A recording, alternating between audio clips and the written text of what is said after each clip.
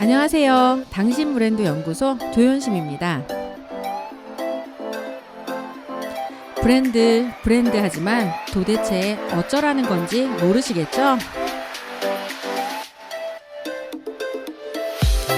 퍼스널 브랜드에 대한 모든 고민, 당신 브랜드 연구소가 함께합니다.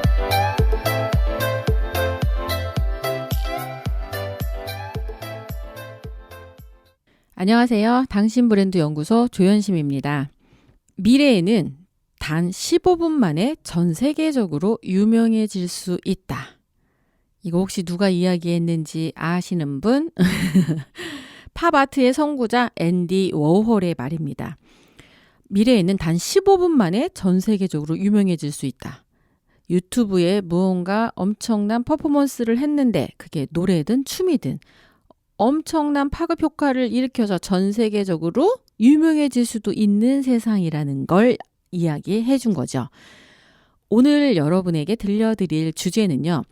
소셜 퍼포먼스 능력이 유망 자격증보다 낫다라는 제목으로 이 온라인에 우리가 하는 어떤 행위를 소셜 퍼포먼스라고 이야기를 하고 그거에 대해서 리뷰를 받는 능력이 자격증보다 낫다라는 이야기를 하면서 어떻게 하면 되는지를 좀 소개를 해드려 볼까 합니다. 인터넷으로 모든 것이 연결된 초연결 시대에 우리가 살고 있죠. 이럴 때 온라인을 통해서 주목받는 게 어지간한 자격증보다 중요한 능력으로 간주받고 있는 게 사실입니다.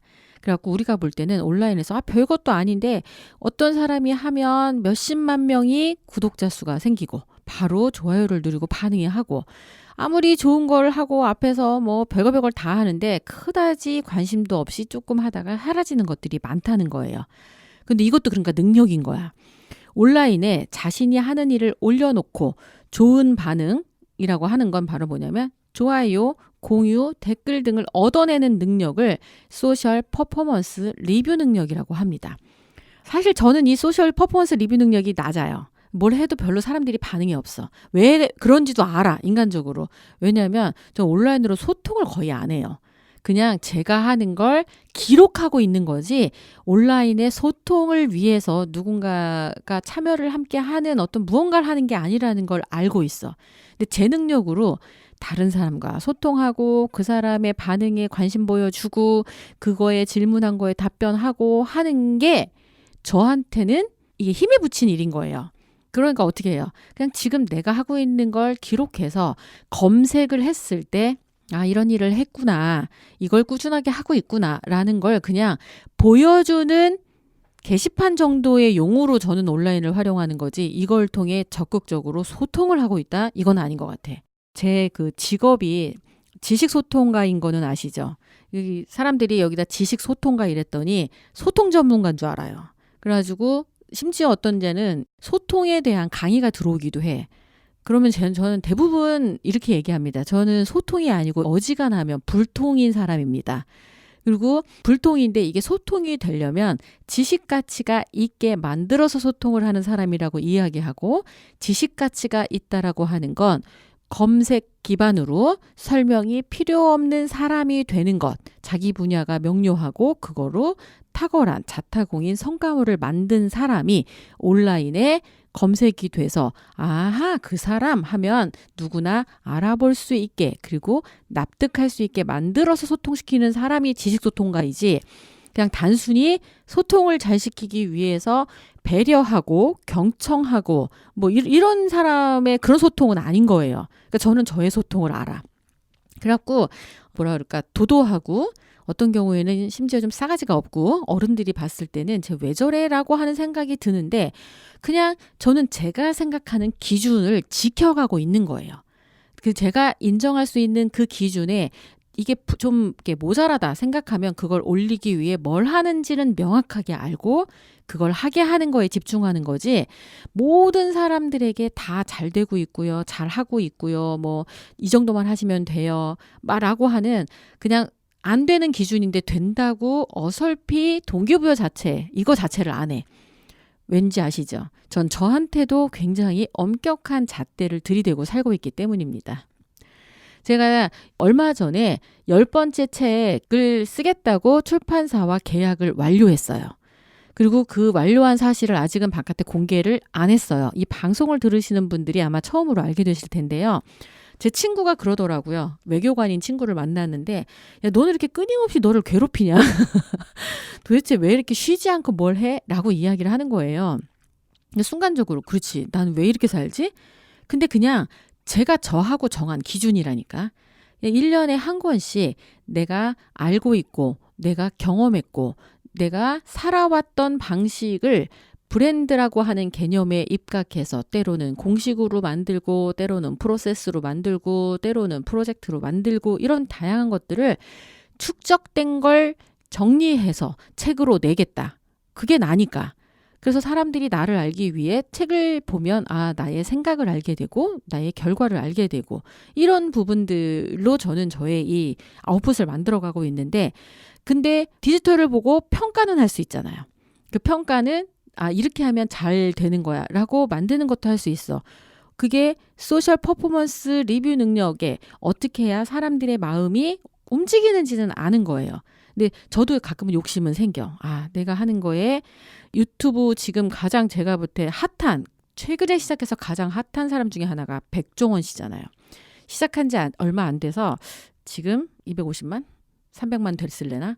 정말 놀랍죠. 하루 만에 10만 명 넘고 3시간 만이었나?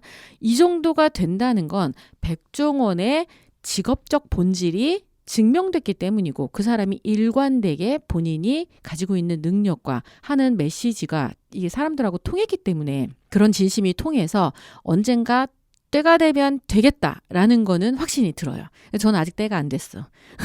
그 때를 위해 지금도 이렇게 하루하루 필요하고 해야 된다고 하는 걸 하는 거야. 이거 한다고 누가 상 주는 것도 아닌데.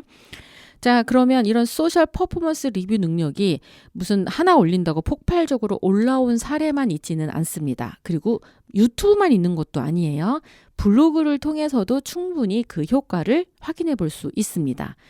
자신이 좋아하는 요리와 관련된 글을 블로그에 포스팅하다가 신의 직장 구글을 그만두고 요리사가 된 사람도 있죠. 구글보다 요리였어의 안주원 씨가 바로 그 예이고요.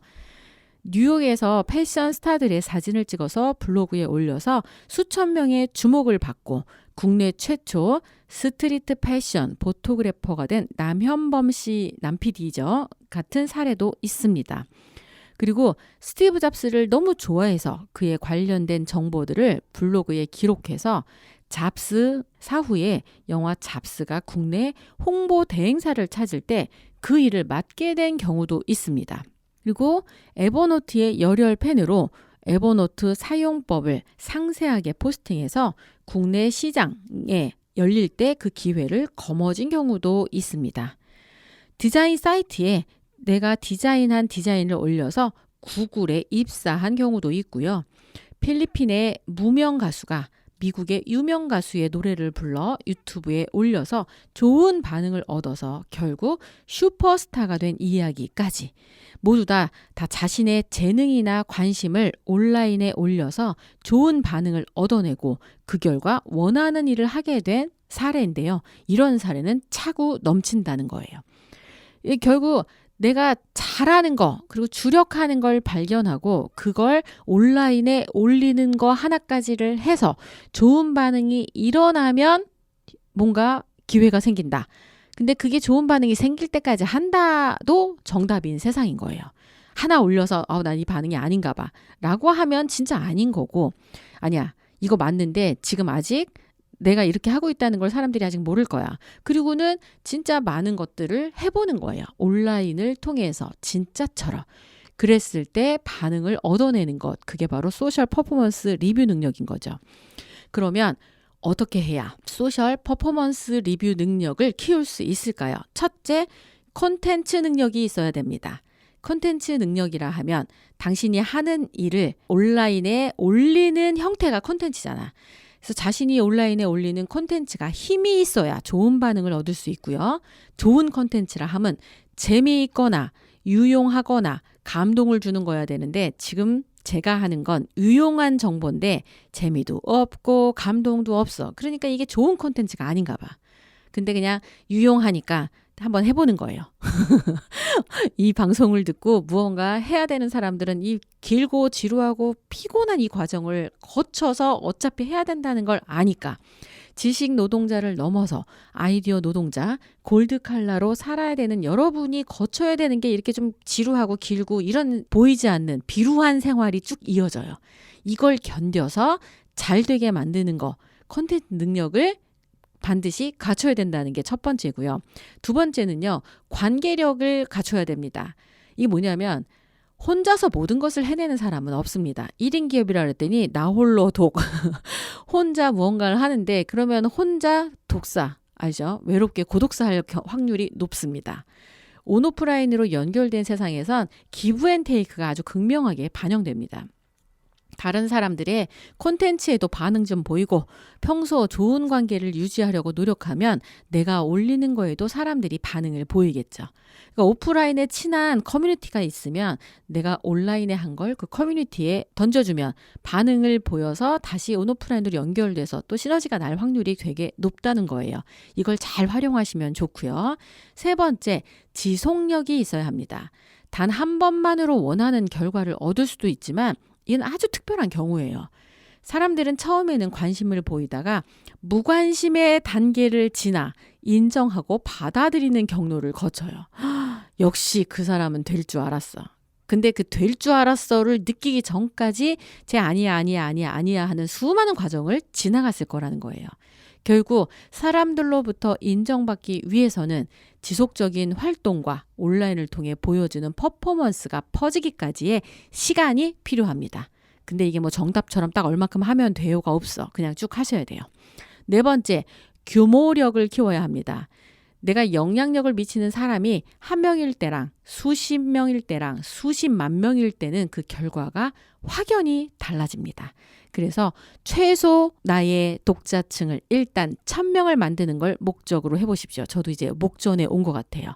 이 1000명이 되면 내가 방송을 하면 일단 1000명한테는 닿을 수 있어. 근데 이게 1차 목표가 1000명인데 실제는 어떻게 해야 돼요? 내가 무언가를 하든 반응을 보이는 1000명. 구독자 수 1000명이 아니라 시청자 수 1000명 라이브 했을 때, 그 다음에 내가 무언가 서비스를 제공하거나 상품을 만들었을 때 구매해 줄 수 있는 사람 1000명. 명료하죠, 목적이. 그때까지 하시면 돼요.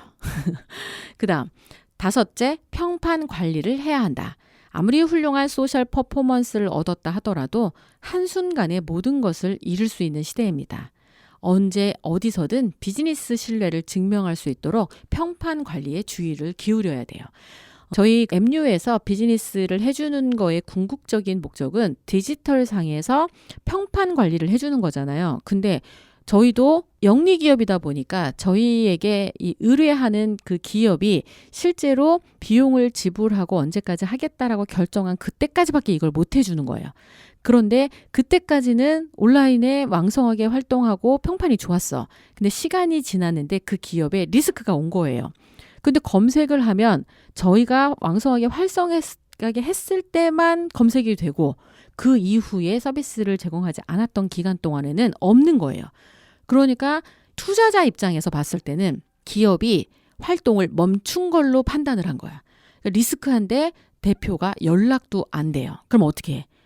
불안해지기 시작하잖아요. 그래서 저희한테 오히려 연락을 취해달라고 요청을 받은 케이스가 얼마 전에 있었습니다. 그걸 보면서 우리가 진짜 잘해준 거구나, 잘했구나. 그리고 많은 기업이 이제는 원하든 원하지 않든 디지털 평판 관리나 리스크 매니지먼트를 위해서라도 끊임없이 디지털 기록을 상시화해야 되겠구나. 그리고 디지털 기록을 아무거나 기록할 수 없기 때문에 본인의 기업의 정체성에 맞게 CEO의 어떤 그런 약속에 맞게끔 뭔가 끊임없이 뭔가를 해야 되잖아요. 그 하는 걸 계속 하고 한 걸 기록하는 우리 개인이 퍼스널 브랜드를 만든 거랑 똑같이 기업도 해야 된다는 걸 여실히 확인할 수 있었던 사건이었습니다. 자, 과거에 학벌, 경력, 자격증으로 자신이 쓸모있다라는 걸 증명해온 것처럼 현재와 미래에는요. 온라인을 통해서 보여지는 내 모습, 이걸 좀 세련되게 표현하면 페르소나라고 해요. 이게 더 중요하게 간주될 거고 소셜 퍼포먼스 리뷰를 통해 쌓이는 디지털 데이터로 나의 신뢰까지도 증명해야 하는 시대를 살고 있습니다. 많은 사람들이 진짜 이 사람 믿고 싶어 라고 하잖아요. 저 사람이 믿을 수 있는지 어떤지 알고 싶어. 그럴 때 여러분이 생각하는 신뢰 지수는 어떻게 확인할 수 있나요? 그래서 오프라인으로 보면 이런 걸 거예요. 시간 잘 지키고 하기로 한 날, 하기로 한 걸 잘 해내면 그 사람 믿을 수 있잖아. 심지어 돈 꺼가고 정해진 날 제대로 돈 갚고 그거보다 하루만 일찍 갚아도 엄청 신뢰가 높아져서 다음번에 더 큰 돈도 빌릴 수 있을 거예요. 그런데 하기로 한 날, 주기로 한 날 약속을 안 지켜. 사소할 수 있어요. 근데 그게 그 다음에 또 안 지켜.